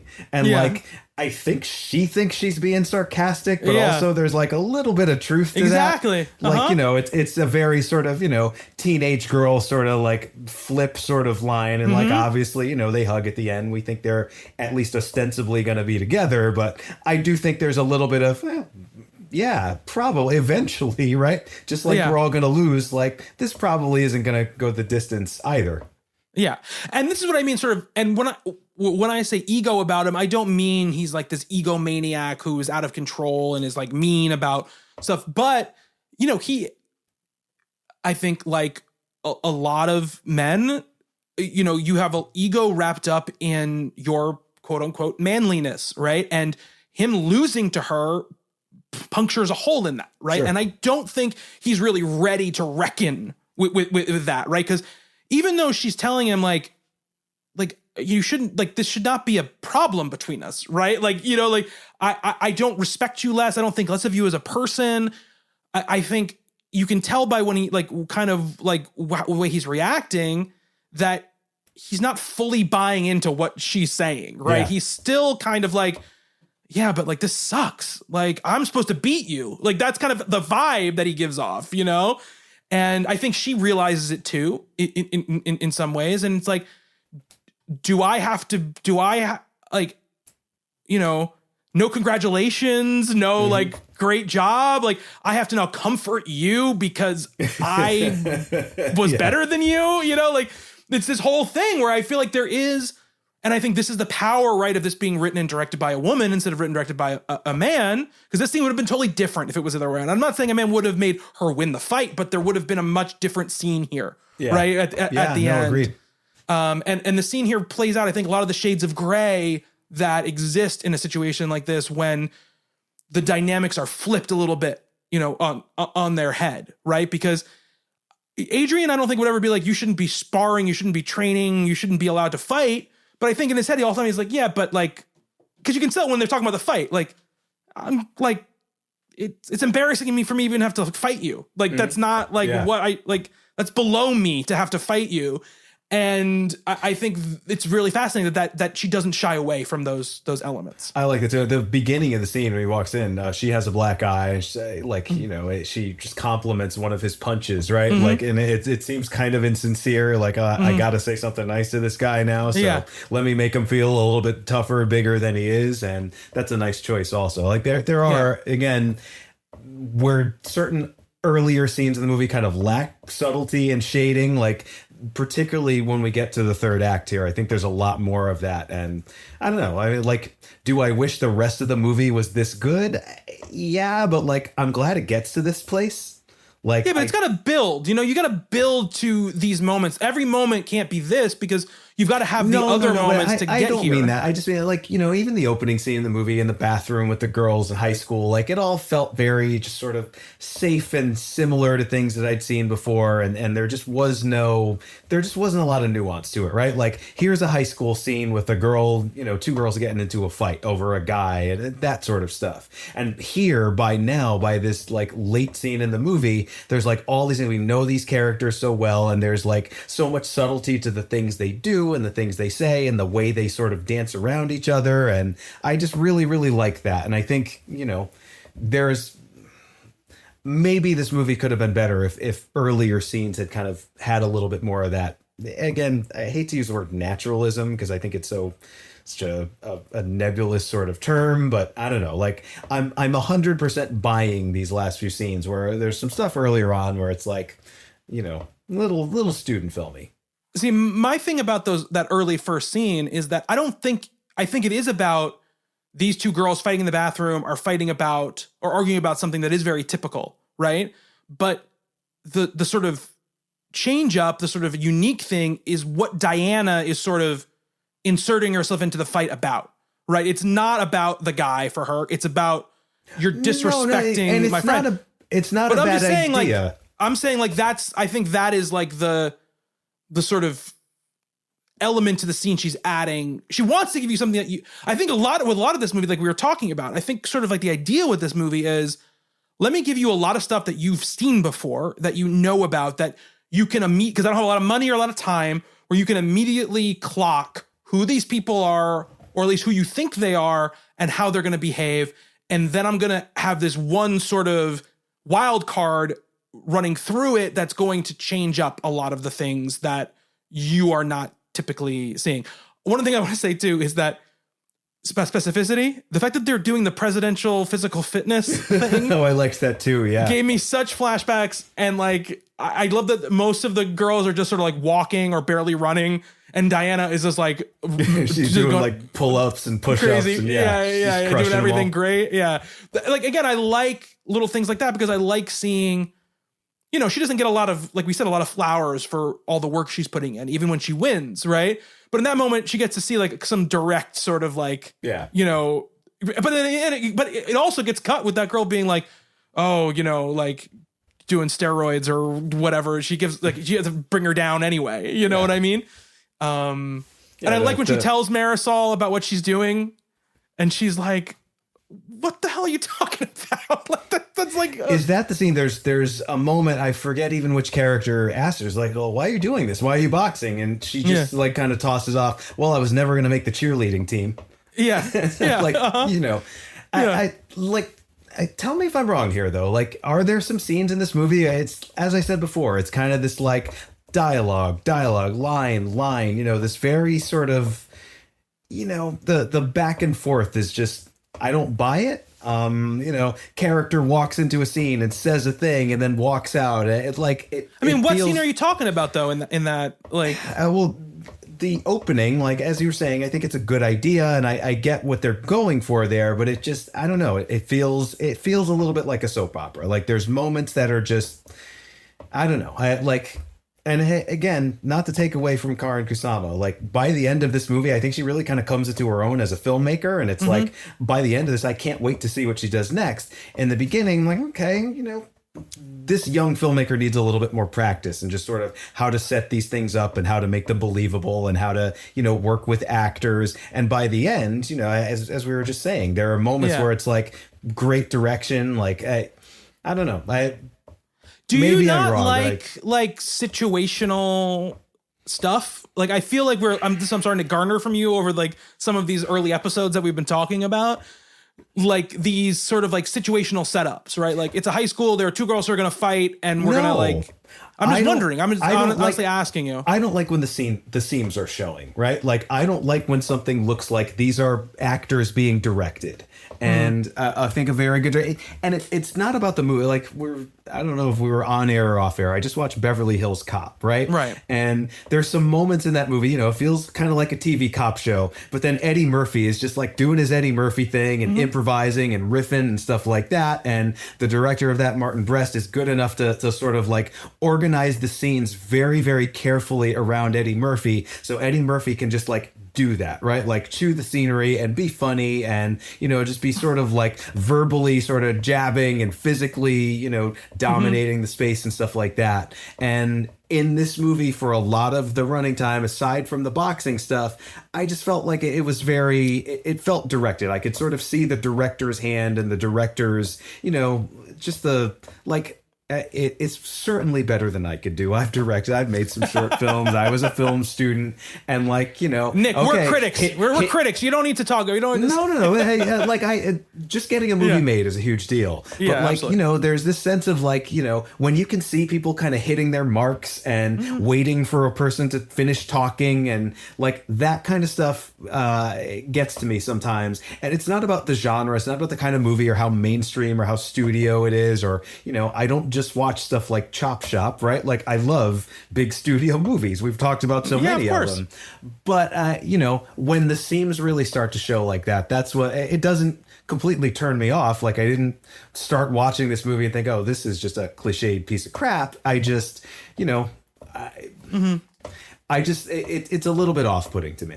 Mm-hmm. And I was so happy to see this movie because I liked the character and I liked the idea and I loved the settings and I loved the cinematography so much. It was nice to see it sort of get to that place where it got to. And again, I do feel like, and I don't want to read too much into any of this, but it feels like, and it probably wasn't shot in order because movies are not, but it really feels like Kusama gets better and better at all of this. All the elements just continue to improve and have like different colors and shadings and subtleties at the end of this movie that we just don't get at all in the beginning. And, it's like by the end of this, I am firmly rooting for Karyn Kusama. And, we'll talk about where her career went after this and how maybe she did not get the greatest deal out of Hollywood came a knocking right after this. And you can see why, right? Like I said, like if this is not like we said, like an experimental indie, right? This feels like very much right in their wheelhouse. Yeah. Yeah, exactly. And I think that is a big part of why, it happens. But again, the next movie we're going to talk about is Aeon Flux, right? Mm-hmm. It doesn't happen until 2005. Yeah. Right. And this movie comes out in 2000. So once again, it's just one of the things where like, we'll do some research on what happened between those two movies, but most other filmmakers who make this movie, which is a relative success, right? It comes out, it gets a lot of attention. I remember hearing about it, right? When it came out at the time, being a film fan. It was in all the indie film magazines. Yeah. Yeah. I'm sure this was a Film Threat cover. Yeah, I'm sure it was. It doesn't make a lot of money. It makes like $1.5 million at the box office, but it cost $1 million, right? And it got really good reviews. Big reviews. Roger Ebert gave it a 3.5 out of 4 stars. All this kind of stuff. It's nominated for awards at Sundance.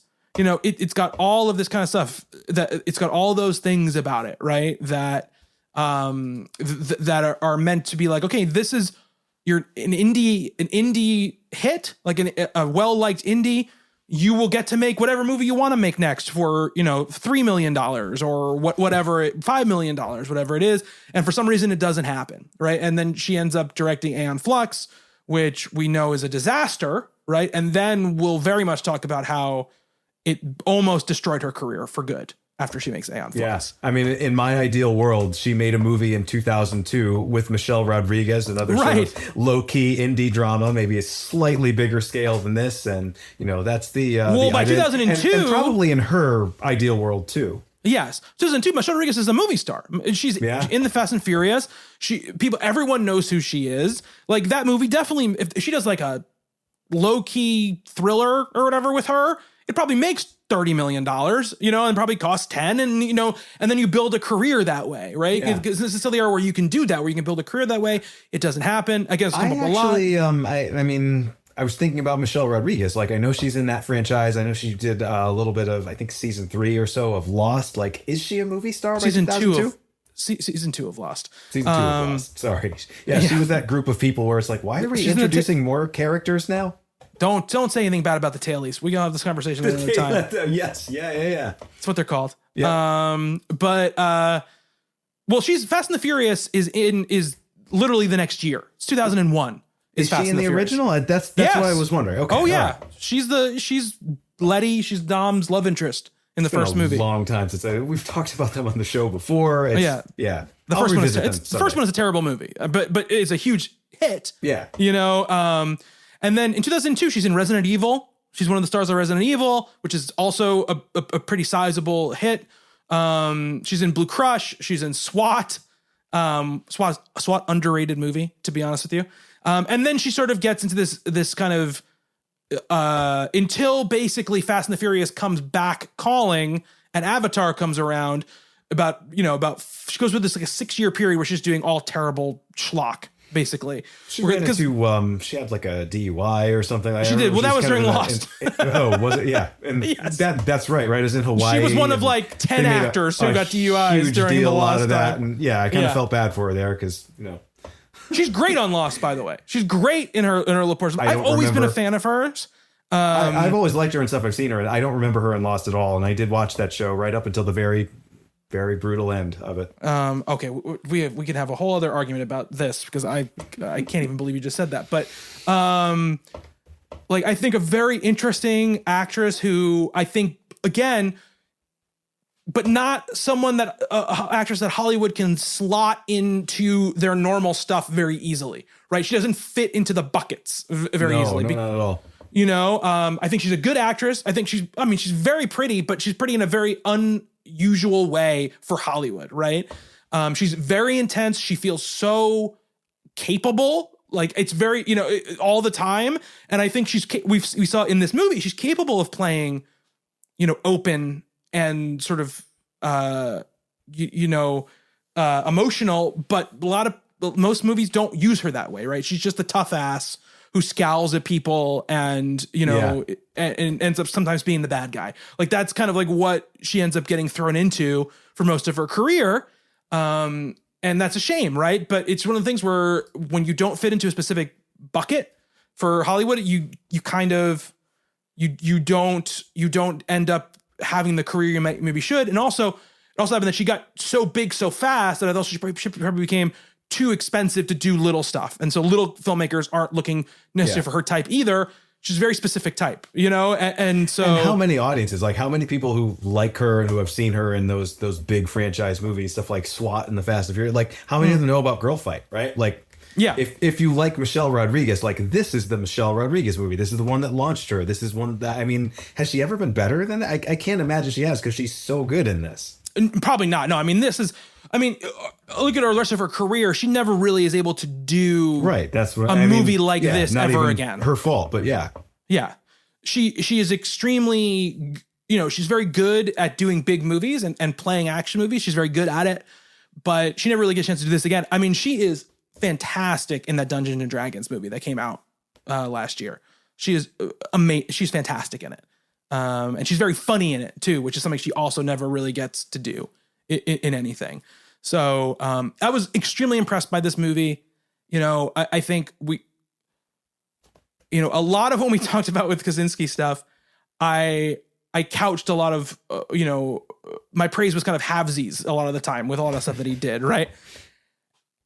And I just feel like Karyn Kusama immediately in this movie, I'm like, this is like a real, not that Kaczynski's not a real filmmaker, so I don't want to compare it to that, but she's just like a filmmaker. She just, you can feel it, like you said, developing and happening in real time in this movie, like her getting better as the movie goes along.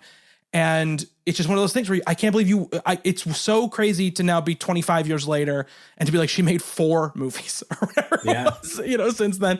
That's crazy. I'm so fascinated. So much of that is the industry and yes, the things that were happening. As I said, she kind of caught the tail end of that like indie movie boom in the 90s, but like by this time that's kind of over, and then we get like the movies, when I was in college and after that, and when I was sort of writing, when I got out of college, like there was a lot of like big, like that's when the franchises are really kicking in and the indie stuff has a little tougher of a time to like make an impression. And then you have like the sort of the Christopher Nolans of the world, like these indie filmmakers that are sort of immediately huge scale even before they have a movie that is made for those kind of budgets. And like it's almost like there never really was a chance for a Karyn Kusama to really do anything other than studio stuff. And and then she does a bunch of television. We're going to talk about Yellow Jackets at the end of this series. She does a lot of television along the way, but it's not like she was like directing 10 episodes of television a year. She was directing like a couple. So she was working, but it's just one of those things. And we'll talk about it as we go along. But I think this is a hell of a debut for a filmmaker. It's a hell of a first film for a filmmaker to put out there. And there's a lot of self-assuredness and a lot of, you can already see her thematic bents and the way she deals with actors and all of this stuff. I have never seen Aeon Flux. Have you seen Aeon Flux? I have not. I am really curious about what it looks like, how it feels, what, if anything, we can see of her in it. That's what I'm most interested in, right? Like, did you watch the show?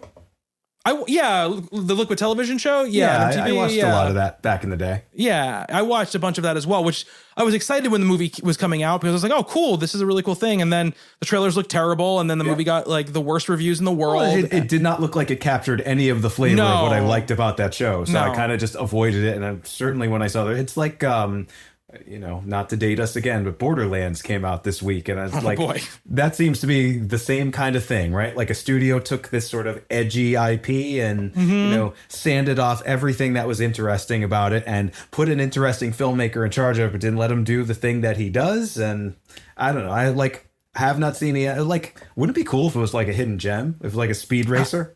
I don't think it's going to be a hidden gem, but I'm going into it open-minded, right? Like, I think by now we would have heard of it. Karyn Kusama can do. I'm going to go into it very optimistic, and maybe we'll see something in the Aeon Flux that nobody else did. I hope we do. I mean, I'm